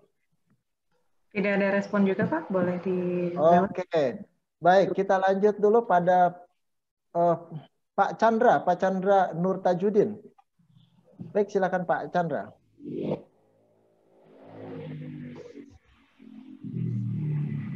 Pak Chandra. Kayaknya ngangkat tangannya udah kelamaan. Tadi saya masih ngomong terus itu. Iya. Ya, dibacain aja dulu yang itu nanti kalau dia udah masuk. Baik. Atau mungkin karena sudah terjawab jadi angkat tangan, nggak mau bertanya lagi, Prof. Iya, oke. Baik, saya ingin menyampaikan beberapa pertanyaan, Prof. Ini yang pertama. Nah, itu Mas Chandra udah on tuh. Siapa? Chandra, tadi udah mic-nya on. Nur Tajudin, Pak. Oh ya, baik. Pak Chandra silakan untuk menyampaikan pertanyaannya, Pak Chandra. Pak Chandra. Oh, sudah terjawab semua ya Pak Chandra ya? Oke. Di chatnya kayak tadi saya baca sudah terjawab semua. Baik, selanjutnya saya akan masuk ke pertanyaan, Prof. Ini ada pertanyaan dari Pak Berlian Idriansah. Beliau bertanya tentang bagaimana caranya agar JKN bisa dikembalikan ke hitohnya. Politisi tidak lagi mengatakan selisih antara pengeluaran dan pendapatan JKN sebagai defisit, tapi melihatnya sebagai tanggung jawab konstitusional negara. Silakan, Prof. Untuk memang sejujurnya waktu kita menyusun Undang-Undang SJSN, bayangan kita waktu itu penetapan iuran oleh Presiden dengan Perpres, dengan pertimbangan Presiden sebagai kepala negara, bukan sebagai kepala pemerintahan, karena BPJS bukan bagian dari pemerintahan, tapi bagian dari negara. Ya. Tetapi setelah berjalan, kita mulai melihat ternyata lembaga kepresiden syarat dengan pengaruh politik. Oleh karena itu jadi susah naikin iuran, susah perubahan-perubahan susah karena ada masalah-masalah politik tadi. Yang bagus kalau bisa dirubah, ini bagian yang saya dorong adalah biarkan penetapan iuran dan besaran bayaran dikontrol oleh Dewan Jaminan Sosial yang merupakan lembaga perwakilan dari seluruh peserta, termasuk dari pemerintah. Dengan begitu, maka tidak lagi penetapan itu dipengaruhi oleh interest atau kepentingan politik. Nah, ini bagian yang memerlukan perubahan undang-undang dari SJSN tadi. Nah, kalau bisa dirubah pada periode ini ya dan mencapai level itu, alhamdulillah. Kalau enggak, ya terpaksa kita masih mengikuti Perpres yang lama, undang-undang yang lama di mana ditetapkan oleh Perpres. Kalau ditetapkan oleh Perpres, partai oposisi udah pasti aja selalu keberatan, selalu bilang berat dan sebagainya, cari betul itu ya, mesti kembali konsep. Oke. Berarti masih ada pengaruh-pengaruh politik ya, Prof ya? Oke. Oh, bukannya masih, sangat besar. Saya nggak berani mengatakan sangat besar. Baik, Prof. Ini ada Pak Yusuf Rahmat, barangkali boleh silakan kalau sudah masuk, kalau sudah ada. Pak Yusuf Rahmat. Baik, kalau tidak ada, Pak Yusuf Rahmat belum. Saya lanjutkan ke pertanyaan berikutnya, Prof. Peserta kelas 3 mencapai 50% dari total peserta. Tetapi utilisasi dan lama hari rawat kelas 3 hanya separuh dari kelas 1 dan kelas 2. Walaupun ada kecenderungan turun dan naik, namun hanya kecil.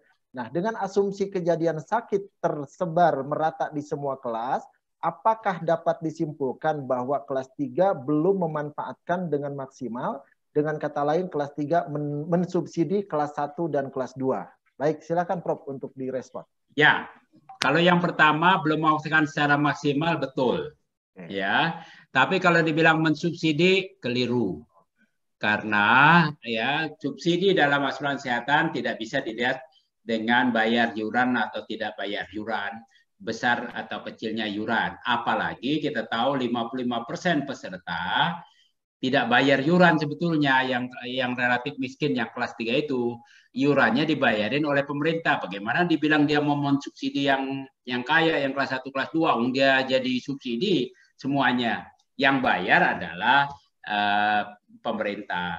Dan memang besaran iurannya pun kalau dihitung rata-rata untuk kelas 3 itu yang sekarang dihitung sebagai buktinya hanya 42.000, sementara kelas 1 100.000, kelas 2 100.000, kelas 1 150.000. Jadi memang mereka mengiur juga lebih sedikit. Karena apa? Karena memang fakta data menunjukkan bahwa belum semua peserta PBI sudah menyadari haknya dan sudah mampu menggunakan haknya. Maka rata-rata iurannya masih separuhnya kurang dari kelas 2 atau kelas 3 atau kelas 1.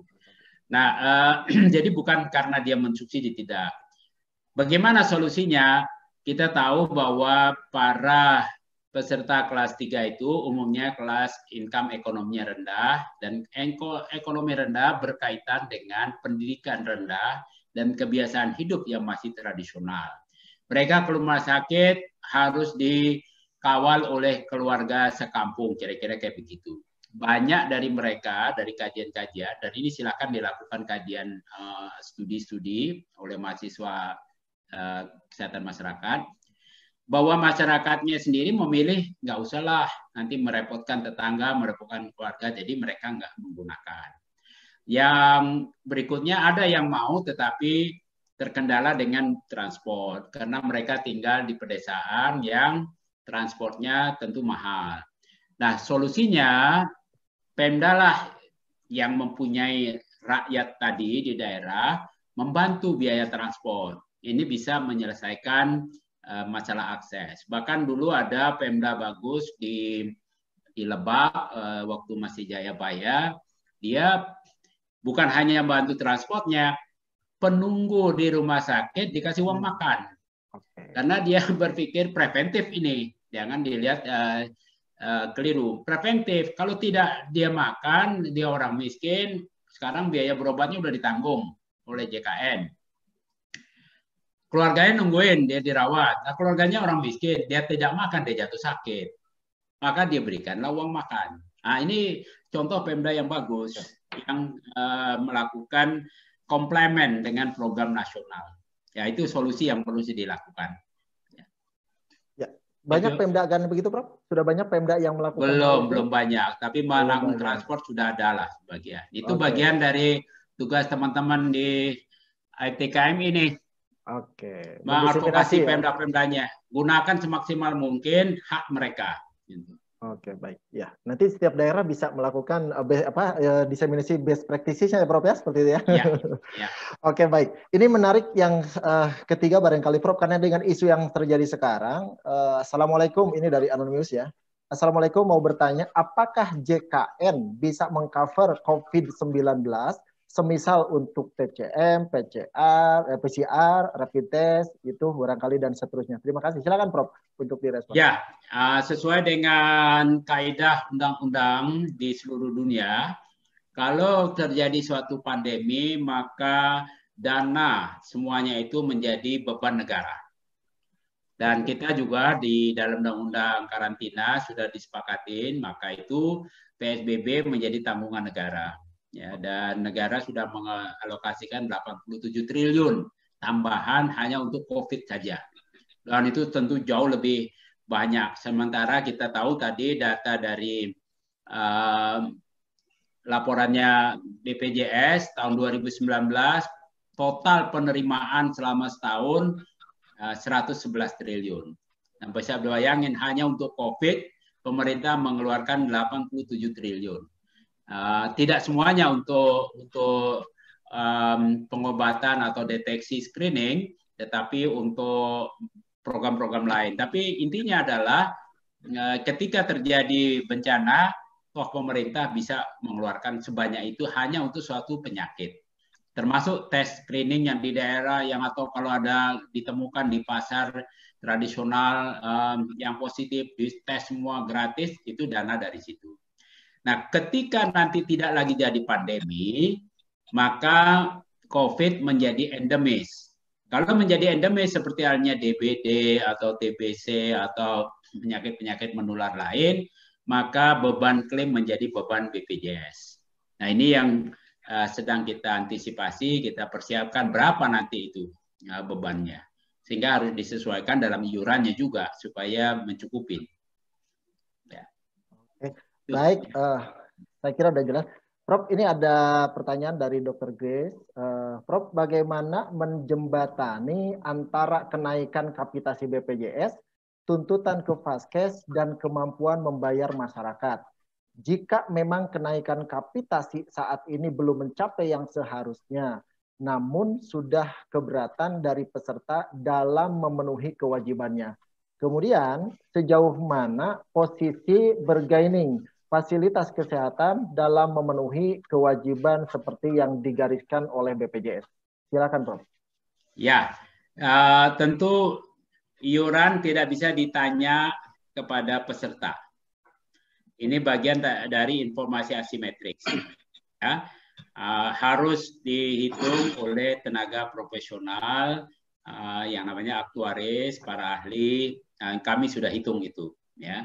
Jadi kalau ada yang masih keberatan-keberatan, nggak bisa lagi dipakai. Karena iuran dihitung sudah memperhitungkan kemampuan income seseorang ya, dengan iuran proporsional. Gitu.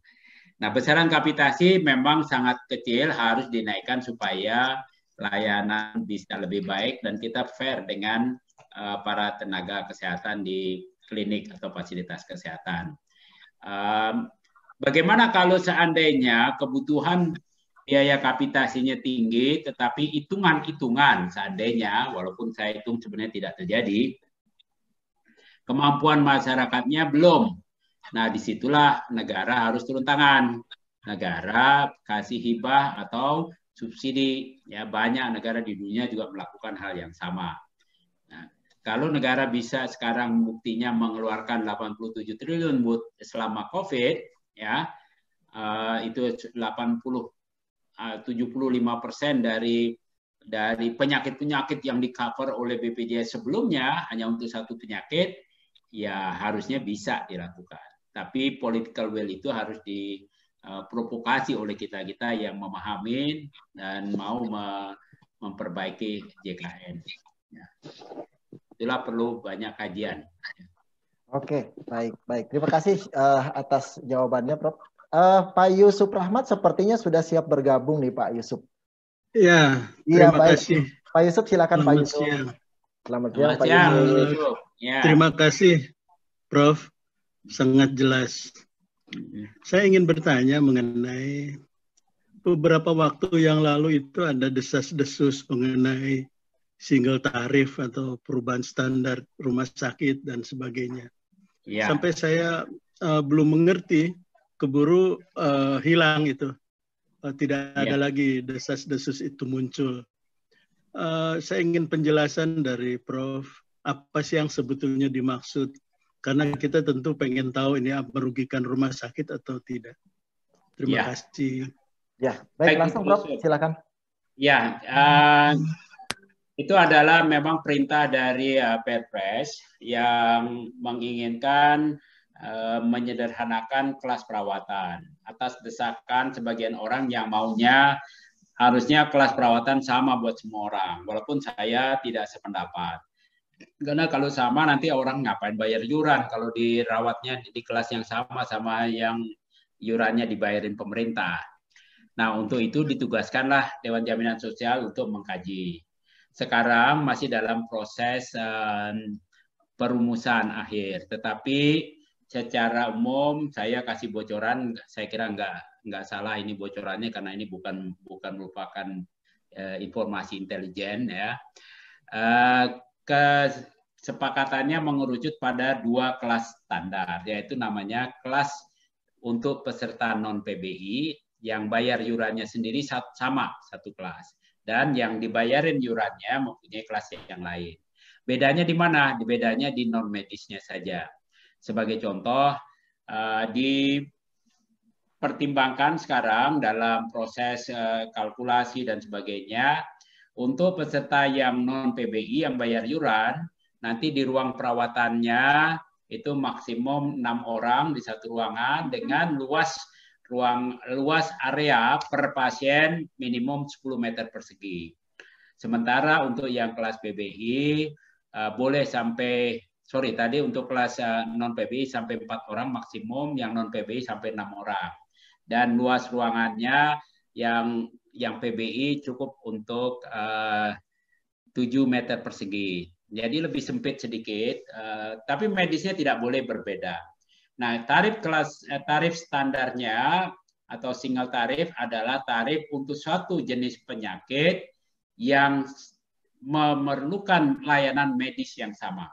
Jadi apakah dia kelas perawatannya di PBI atau non PBI, standar medisnya untuk penyakit dan severity yang sama harus sama. Nah, yang berbeda hanya yang non medis karena tadi ada ruangan lebih besar, ada AC atau tidak pakai AC gitu. Itu aja yang sedang dalam hitung-hitungan, dan memang karena ini ada perubahan kebijakan, tentu harus ada revisi hitung-hitungan yang sekarang sedang dilakukan oleh Kemenkes dan Dewan Jaminan Sosial. Itu informasi. Dan ini baru akan berlaku 2022. 2021 akan dirumuskan kesepakatannya menjadi peraturan. Mungkin bisa dimulai tapi belum akan optimal karena perlu ada penyesuaian oleh rumah sakit untuk adaptasi kelas tadi. Ya, jadi perkiraannya baru mulai berlaku 2022. Terima kasih, Prof. Iya, baik. Sudah cukup ya, Pak Yusuf ya. Baik. Terima kasih. Baik, Bapak Ibu sekalian, di Zoom sudah ada 213 peserta dan tadi informasinya di YouTube ada sekitar 110 sampai 112 yang menyaksikan acara ini. Baik, selanjutnya saya minta Pak Sandu silakan untuk menyampaikan pertanyaannya secara langsung ke Prof. Hasbullah. Silakan Pak Sandu. Makasih Pak Moderator. Salam hormat untuk Prof. Hasbullah. Saya mengikuti beberapa kali webinar. Saya Sandu dari Kediri, Prof. Penikmat ekonomi kesehatan. Saya ikuti materi-materi Prof. Ada 3 pertanyaan, Prof. Mohon izin, ini berapa kali kami sampaikan dan mohon pencerahan sekali lagi, Prof. Yang pertama, Prof.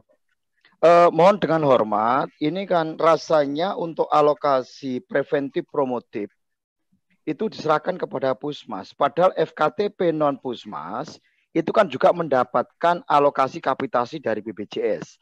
Namun tanggung jawab preventif promotifnya rasanya di FKTP yang non pemerintah atau yang di swasta ini kurang. Itu pertanyaan satu, Prof.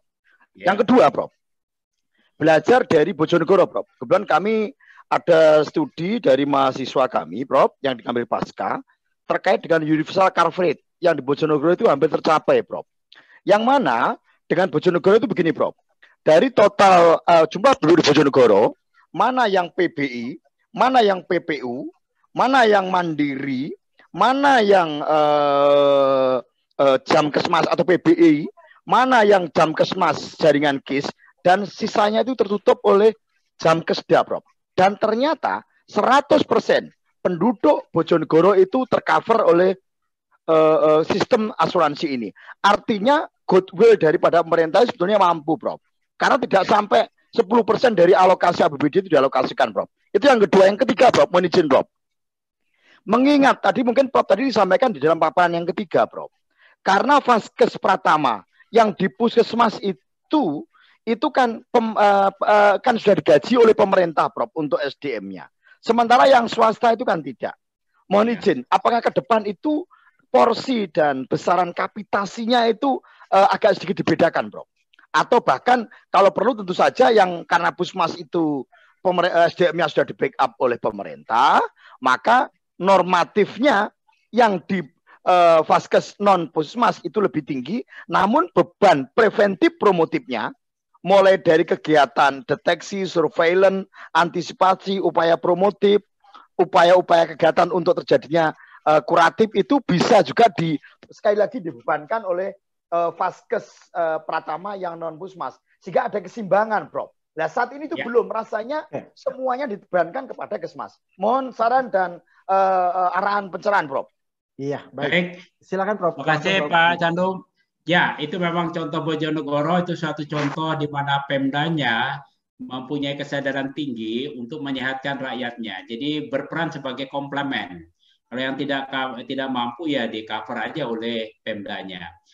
Uang sebetulnya ada di dalam Undang-Undang Retribusi Daerah. Pemda juga mendapat uang yang disebut pajak rokok daerah, yang nilainya sekitar 70.000 per orang per tahun, tapi untuk seluruh peserta. Kalau dia mau ambil cuman buat 10%-nya yang dijamin oleh Pemda, berarti untuk yang 10% itu akan ada dana 700.000 ya per orang per tahun, cukup ya. Tinggal bagaimana political will dari Pemda masing-masing. Jadi itu bagus, contoh bagus, saya kira perlu diperluas, disebarkan itu ide-ide bagusnya dari Bojonegoro itu untuk daerah lain. Pertanyaan yang kedua, preventif promotif di pelayanan swasta, memang idealnya mereka melakukan promotif preventif karena undang-undang juga mengharuskan upaya-upaya promotif preventif yang bersifat perorangan, tapi bukan yang bersifat kesehatan masyarakat seperti penyuluhan, pembersihan sarang nyamuk. Itu memang tugasnya Pemda yang dijalankan oleh Puskesmas. Ya. Tetapi untuk acara itu tidak dibayar dari dana kapitasi BPJS, tapi dari dana APBD. Nah, swasta bisa sebetulnya diberikan kalau idealnya untuk kegiatan promotif preventif yang swasta itu dihitung, dikalkulasi, dan dimasukkan dalam besaran kapitasi. Dengan ukuran nanti indikatornya hasil dari upaya promotif preventif sebagai salah satu unsur dari KBK. Sekarang KBK sudah mulai dipakai, tetapi belum mencakup hal itu. Dan itu bisa dihitung dengan mudah. Cuma terus terang sampai sekarang political will di tingkat nasional mencapai itu belum masuk karena masih banyak yang lebih urgent. Jadi biarlah dulu Puskesmas katanya menjalankan. Oke. Nah, Puskesmas sekarang ini dibayar, kalau Puskesmasnya dengan satu dokter itu dibayar 4.000 kapitasinya. Sementara kalau dokter praktek swasta atau klinik swasta dengan satu dokter itu dibayarnya 8.000. Kalau dokternya lebih dari satu, ada dokter gigi, di puskesmas dibayarnya 6.000 dan di klinik swasta 10.000. Sudah ada perbedaan, tapi memang belum mencapai hitungan ekonomi yang layak buat swasta. Karena apa? Karena yang puskesmas dari tahun 2014 sampai 2019, walaupun bayaran kapitasinya sama, puskesmas mendapat dana APBD, dana BOK yang terus naik. Sehingga terjadi ketimpangan sekarang ini. Nah, ini yang memang harus diperhitungkan. Dan untuk itu perlu ada, pertama, memang kajian-kajian fairness, berapa sebetulnya perbedaan yang layak. Yang kedua adalah penguatan asosiasi fasilitas kesehatan swasta, apakah dokter praktek ataupun klinik, untuk bernegosiasi dengan pemerintah, dalam hal ini dengan Kemenkes yang menetapkan besaran kapitasi, sehingga akan terjadi nanti penetapan kapitasi yang balance. Dan termasuk kalau mau masuk mulai preventif sudah bisa dimulai, tapi terus terang sampai saat ini kajiannya belum sampai di situ, mungkin 2022 sudah bisa dimulai. Terima kasih Pak. Ya. Siap Prof, terima kasih Prof pencerahannya Prof. Pak Sando. Baik, ini ada dari Bu Kris Wardani. Oh, dari Bu Kris hanya menyampaikan saja bahwa perlu diluruskan, tepatnya dipahamkan kepada para stakeholder di JKN tentang pencapaian sesuai data yang disajikan Prof Hasbullah. Oh, ini hanya menguatkan saja kayaknya Prof. Oke. Oke, baik. Pertanyaan berikutnya saya kira ini mewakili para anggota IPKMI kaitan dengan Kesmasnya. Baik, selamat siang Prof Hasbullah. Izin bertanya, mudah-mudahan saya tidak salah tangkap. Tadi Prof menyebutkan usaha promotif dan preventif tidak akan bisa secara efektif mengurangi atau menurunkan kasus penyakit-penyakit katastrofik. Nah, bukankah program promotif preventif seperti Prolanis tujuannya untuk mengurangi atau menurunkan prevalensi penyakit-penyakit katastrofi? Mohon untuk bisa direspon, Prof. Ya. Seperti kita tahu, penyakit katastrofik seperti diabetes, hipertensi adalah penyakit umur hidup. Ya, yang kalau sudah kena dia akan jalan terus. Penyakit Prolanis kontrol itu tujuannya untuk menurunkan klaim pada periode waktu tertentu sampai waktu tertentu, ya, penurunannya. Seketika income revenue BPJS belum cukup baik. Tetapi upaya itu hanya menunda perlunya masuk rumah sakit karena komplikasi hipertensi atau diabetes, seperti komplikasi pada cardiac failure, ya, stroke, pada hari-hari atau tahun-tahun berikutnya, ya, atau usia berikutnya, dia akan tetap terjadi. Ya. Jadi dia tidak menurunkan untuk jangka panjang, tapi bisa menurunkan jangka pendek karena risikonya didorong pada periode berikutnya. Jadi masa ke depan jangan harap akan ada penurunan biaya penyakit-penyakit kronis tadi. Oke, itu ya Prof penjelasannya. Baik, ada yang raise hand, Pak Suyatno. Silakan Pak Suyatno, ada hadir? Silakan kalau ada dimasukkan. Oke, baik. Silakan Pak Suyatno, langsung saja pertanyaannya. Di unmute Pak Suyatno.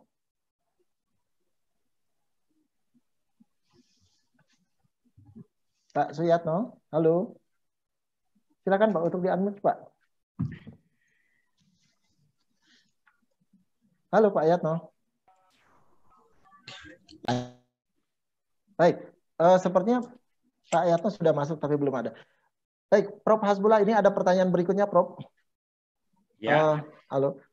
Assalamualaikum, Prof Hasbullah. Ada wacana kebijakan untuk menjadi solusi tarif CBG yang dinilai masih rendah diterima FKRTL adalah dengan menerapkan kelas standar, yaitu kelas PBI atau non-PBI, dan menyeragamkan tarif CBG tanpa memandang tipe rumah sakit. Bagaimana pendapat Prof Hasbullah terkait ini? Ya, memang konsep CBG yang benar adalah konsep bayaran borongan yang mengambil quote-unquote rata-rata dengan sedikit penyesuaian namanya ada hospital base rate dan weight dari kasus, ya, karena tujuannya bayar CBG adalah total financial requirement buat rumah sakit terpenuhi.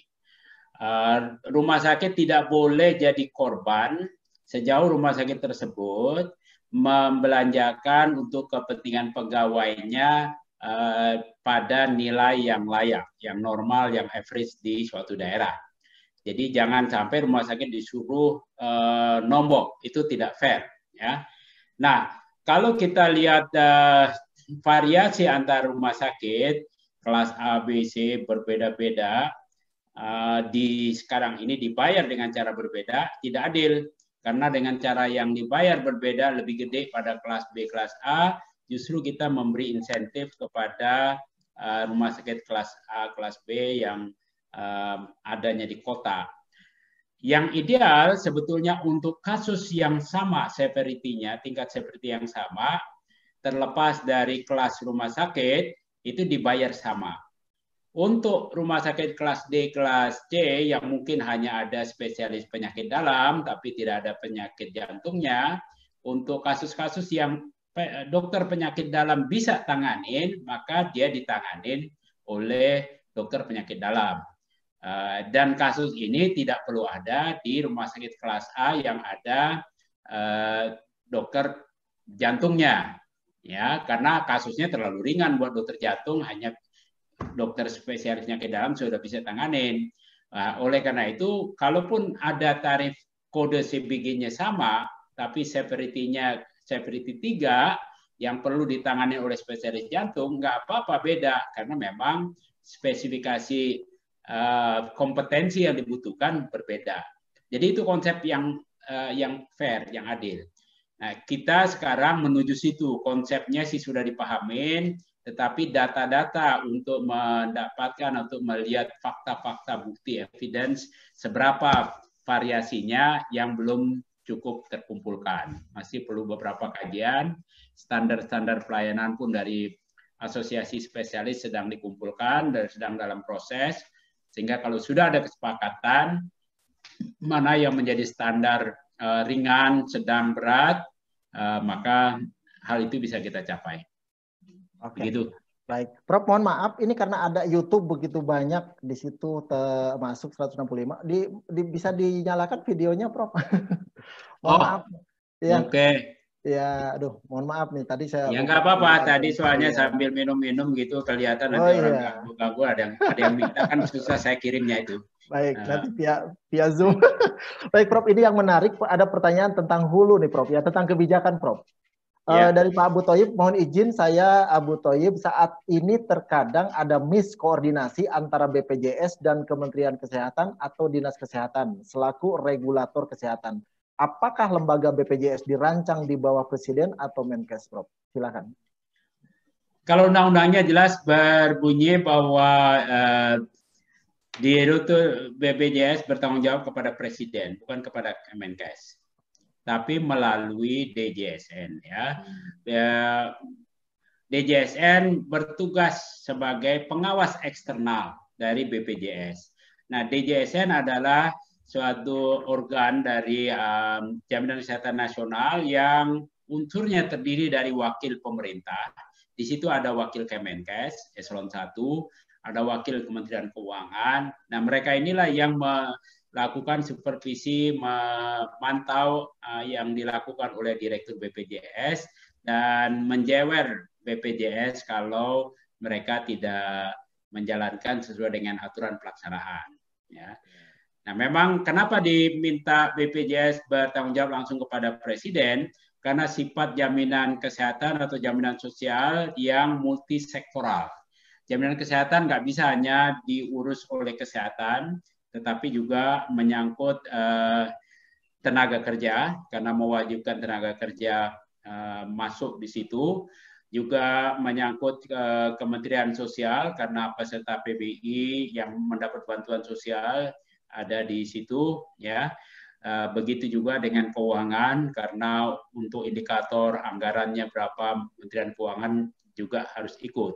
Oleh karena itu, maka BPJS bertanggung jawab kepada Presiden, tidak bisa Kementerian Keuangan. Selain itu ada BPJS Ketenagakerjaan yang mengurus jaminan pensiun, jaminan kecelakaan kerja yang juga multisektoral. Ya, sehingga memang yang idealnya bertanggung jawab kepada Presiden dalam hal ini melalui Menko PMK. Ya. Menko PMK lah yang biasanya mengundang, melakukan koordinasi, memperdebatkan dan sebagainya.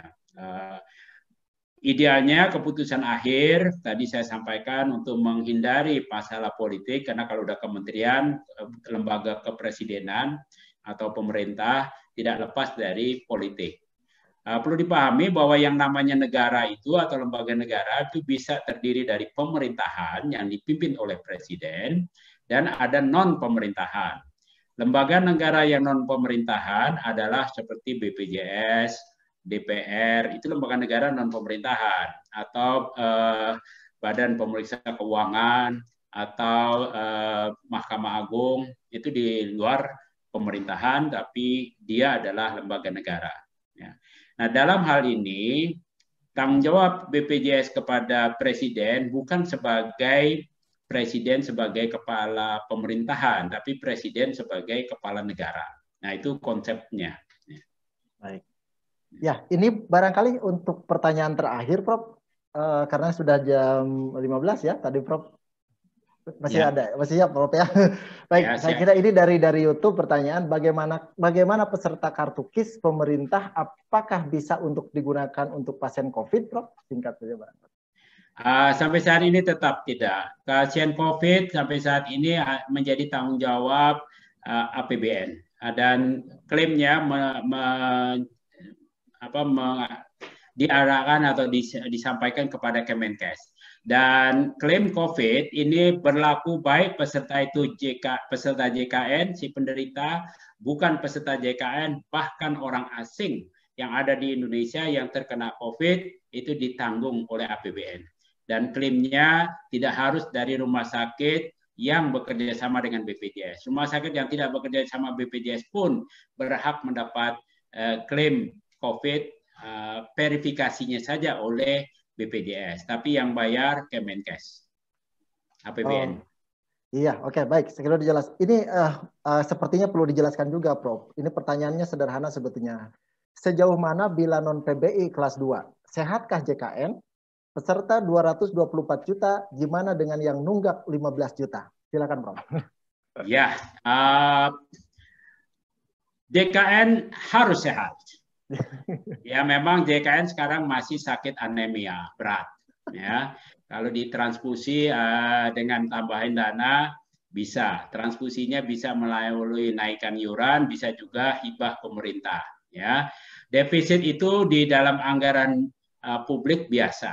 Asal tahu aja, pemerintah tahun ini sudah defisit 250 triliunan sampai Juni, ya, setengah tahun, ya. Dan tiap tahun pemerintah defisit hampir sekitar 300 triliun, tapi nggak dibikin ribut karena memang orang banyak tidak tahu, ya, di JKN diributkan. Jadi nggak ada masalah itu. Soal 15 juta menunggak, 15 juta dari 220 juta yang sudah jadi peserta berapa persen? Nggak sampai 10%. Ya, kita penghasilan kita turun 10% juga masih bisa hidup, ya kan? Apalagi yang menunggak itu kurang dari situ. Itu pertama. Jadi jangan terlalu dikhawatirkan dengan itu. Yang kedua, disinilah kalau memang betul-betul orang itu menunggak karena memang tidak mampu, maka pemerintah take over, bayar iuran. Kadang-kadang orang suka berpikir mekanik, terlalu terpaku pada nggak bayar iuran, nggak dijamin. Ini yang jadi kendala besar. Teman-teman BPJS harus menyadari bahwa hak orang sakit untuk mendapatkan layanan dijamin Undang-Undang Dasar. Jangan gara-gara administrasi kependudukan, gara-gara kemampuan keuangan yang nggak tercatat, hak orang itu dilanggar. Nah, ini berbahaya. Kenapa berbahaya? Kalau hal itu dipermasalahkan secara hukum, BPJS digugat, maka bebannya menjadi mahal. Ya. Jadi ini bagian yang bisa dikatakan. Oke. Kalau ada 15 juta orang kagak bisa bayar iuran, memang sangat tidak mampu, dibantu aja oleh pemerintah 42 ribu per bulan. Berapa sih? Cuman sedikit sekali, ya. Dibandingkan dengan pemerintah mensubsidi solar dan premium yang dipakai oleh mereka yang punya mobil diesel, contohnya Fortuner, ya, bisa beli solar dengan subsidi. Wah, itu jumlahnya masih di atas 100 triliun. Padahal untuk membayar 15 juta orang yang tadi tidak mampu, ya 10-15 triliun aja udah cukup. Jadi ada duit, cuman kemauan politiknya belum. Oke, baik, Prof. Terima kasih. Jadi terakhir itu realokasi subsidi ya, Prof ya? Realokasi, betul. Iya. Membenahin subsidinya. Membenahin. Ya. Oke, baik. Boleh, Prof, kalau ada 2 pertanyaan lagi, nggak apa-apa ya, Prof ya? Supaya lebih jelas lagi. Kan moderator penguasa. Oh iya, baik. Penguasa. Ya, tapi saya melihat ekspresinya narasumber dulu. Sepertinya menyenangkan. Happy masih ketawa. Baik. Terima kasih, Prof Hasbullah. Pak Yatno sudah bisa gabung? Silakan, Pak Yatno. Pak Yatno? Iya, terima kasih. Oke, baik, silakan Pak Yatno. Waalaikumsalam warahmatullahi wabarakatuh. Ya, materi yang menarik Prof Hasbullah ya, yang disampaikan. Ya, terima kasih Mas Yano. Ya. Coba pertanyaan saya sederhana Pak. Ini terkait dengan materi tentang JKM. Ini kan merupakan materi yang penting sebetulnya. Dan pada kenyataannya lulusan S1 SKM ini banyak yang kemudian terlibat di dalam manajemen ya, baik di verifikator dan yang lain. Nah, kadang-kadang tidak hanya dari jurusan AKK, Prof. Ya. Nah, kira-kira apakah Prof punya pandangan tertentu terkait dengan kompetensi yang terkait JKM atau BPJS ini yang perlu minimal dikuasai atau diberikan kepada mahasiswa S1 Kesmas, Prof, atau SKM, Prof. Ya. Ini bisa memberikan kira-kira wawasan terkait dengan ini, Prof. Ya, saya berharap sebetulnya semua mahasiswa program studi ilmu kesehatan mendapat informasi basis yang dasar tentang sistem kesehatan yang antara lain termasuk JKN, karena sistem kesehatan itu kan terdiri dari ada sistem pendanaan, sistem delivery dan sebagainya. Begitu masuk ke sistem pembiayaan, JKN di situ dijelaskan.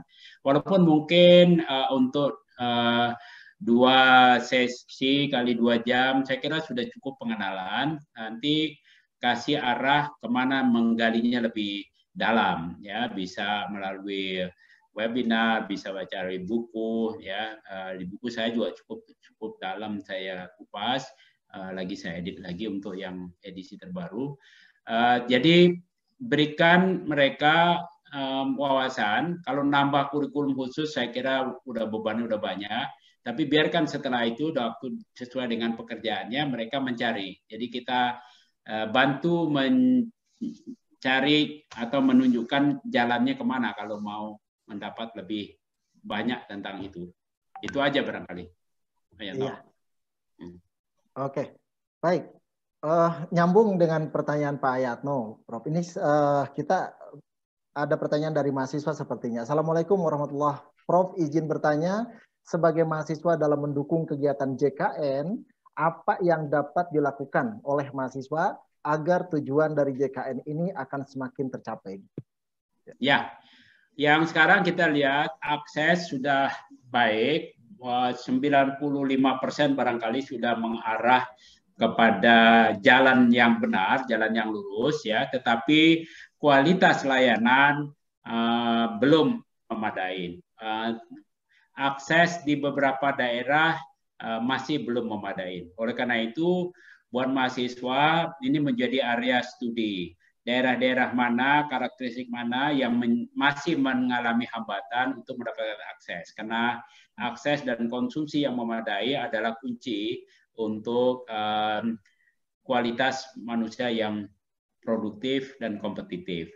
Yang juga penting adalah melihat di lapangan kasus-kasus diskriminatif atau kualitas yang tidak memadai. Sebagai contoh tadi saya sudah sajikan kenapa angka kematian pada peserta kelas 3 kok lebih tinggi relatif, walaupun kelihatan kecil, tapi itu indikasi bisa mengenerate pertanyaan penelitian. Jadi mahasiswa-mahasiswa bisa secara inovatif dan tajam ya mereview, menelaah mana-mana yang tidak sesuai. Tetapi setiap kali kajian harus berorientasi kepada lihat tujuan akhir. Tujuan akhir adalah semua orang punya akses dan dapat mengkonsumsi layanan kesehatan sesuai kebutuhan medisnya. Jangan terjebak kemudian pada melihat kenyataan di lapangan, ada masalah yang orientasinya nggak ke situ, misalnya ada kolusi, kemudian dikajilah seolah-olah JKN memfasilitasi terjadinya kolusi. Nah ini kajian yang menyimpang. Jadi setiap kajian selalu lihat pada tujuan akhir. Ya, itu aja. Saya kira banyak sekali hal-hal yang perlu dikaji dalam JKN. Baik, intinya semua pihak bisa berperan ya, Prof ya? Bisa. Oke. Karena ini juga semua menjadi hak kita dan BPJS juga milik kita. Oke, baik. Baik, terima kasih Prof Hasbullah. Tadi disampaikan bahwa sehat adalah kebutuhan ya, bahwa itu menjadi hak semuanya yang harus diperjuangkan. Karena waktu, Prof, ini kita akhiri saja pertemuan ini. Baik. Ada beberapa hal yang sebetulnya saya tidak mau mereview atau menyimpulkan karena pakarnya sudah tadi menjelaskan begitu. Cuman ini harus sinergis antara para politikus dengan adanya political will, kemudian kesadaran masyarakat, kemudian pemerintah pusat dan pemerintah daerah harus nyambung seperti itu. Maka tadi ada best practices atau success story dari beberapa kabupaten kota yang itu bisa mendukung terhadap terselenggaranya atau suksesnya JKN seperti itu. Baik, cuman memang dalam kondisi sekarang ada pemerintah daerah kaya, masyarakatnya kaya, oke ya Prof, enak ya. Yang masyarakatnya kaya, pemerintah daerahnya miskin, nah ini masih pemerintah masih bisa masyarakat dengan kemampuan mandirinya. Tapi yang repot pada kuadran pemerintahnya miskin, masyarakatnya miskin. Nah ini ya Prof yang harus dipetakan ya. Ya, disitulah peran pemerintah pusat, ya, karena pemerintah pusat bertugas melakukan redistribusi beban, melakukan redistribusi pendapatan. Betul. Ya, itulah perlunya SPM. Ya. Siap, baik. Terima kasih. Saya kira closing itu untuk menyadarkan kita semua bahwa semua pihak harus bersinergi untuk mensukseskan JKN ini. Profesor Hasbullah, terima kasih atas kesempatan waktunya. Saya kira luar biasa. Saya tahun 2007 terakhir dibimbing sama Prof. Ya, sekarang masih tetap mohon bimbingannya, Prof. Terima kasih banyak atas ilmunya. Sekarang juga masih terus memberikan ilmunya. Bapak dan Ibu sekalian, waktu juga yang memisahkan kita karena memang kita berharap ini lebih lama, namun karena waktu kita akhiri saja pertemuan untuk kuliah pakar seri keempat ini dengan judul dengan tema jaminan kesehatan bukan antara kenyataan dan harapan, harapan dan versus kenyataan ya, tapi tadi disebutnya dikorupsi sedikit ya, yaitu harapan dan kenyataan. Tadi sudah dijelaskan sedemikian jelas saya kira seperti itu. Terima kasih.